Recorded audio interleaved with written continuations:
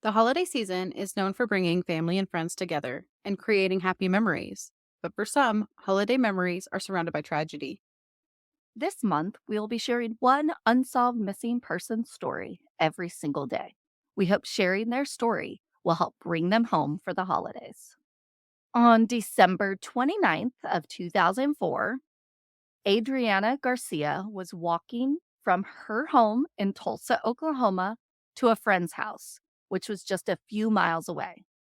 But Adriana would never make it to her friend's house and would never be seen again. Tulsa is the second largest city in Oklahoma with just over 400,000 people in the city limits and over 1 million in the Tulsa metropolitan area. Tulsa has some crime ridden areas, but it also has some pretty cool suburbs that are pretty wealthy areas. My in laws live in a suburb to Tulsa, and there's a lot of really nice areas out there. Yes. Did you I can't if it was 50s, 60s, it was called the Wall Street of the Midwest or something like that. I did not know that. Yeah, it had a really big financial area decades ago. Wow. This area has rivers, lakes, ponds. It's rural all the way around Tulsa, and then you got this really big city in the middle, but ever if you go outside of the city limits, past all the suburbs, you literally can drive for 30 minutes, an hour, and not hit another. Adriana was born July 24th of 1987 and was just 15 years old at the time of her disappearance. She was nicknamed Drina. She was Hmm. popular in school and was one of 7 children. She was a talented singer who loved Selena. And nowadays, I automatically think about Selena Gomez, but this was Selena, the Hispanic singer that was murdered by her number one fan. Adriana never had a history of running away. However, police listed her disappearance as a runaway right away. Of course they did, because she's a teenager. And why would anything else be an option? They're always running away. Yes. Oh, always. So Her frustrating.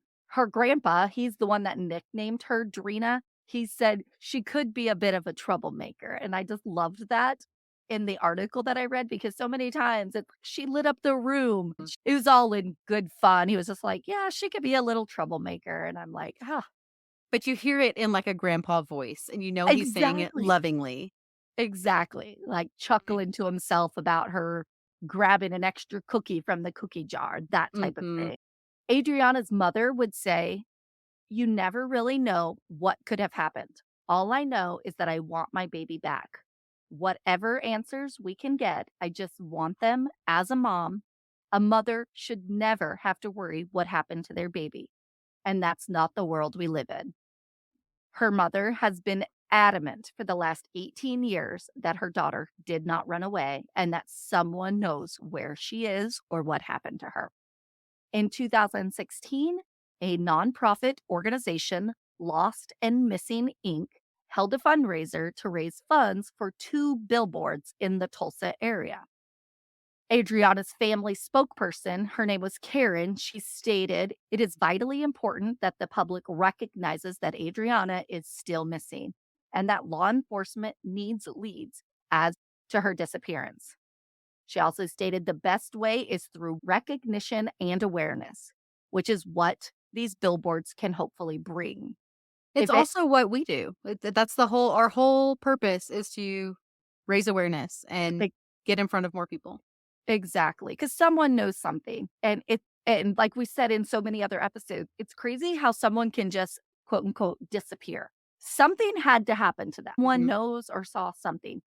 Adriana disappeared in broad daylight. She was literally walking in Tulsa to a friend's house, broad daylight. Someone had to have seen. If any leads came in from those billboards, Adriana's mother would have been notified, and she's never heard anything from police about what, if anything, came in because of those.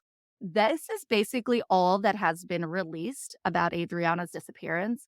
And while police think she left on her own, her family does not think she would ever leave her family without she wouldn't leave them without any word. Plus, she's 15. Where is she gonna go? Yeah, someone had to have taken her. Yes, or maybe she went willingly with someone and it just wasn't who she thought it was, and something happened after that. Sure. Yes.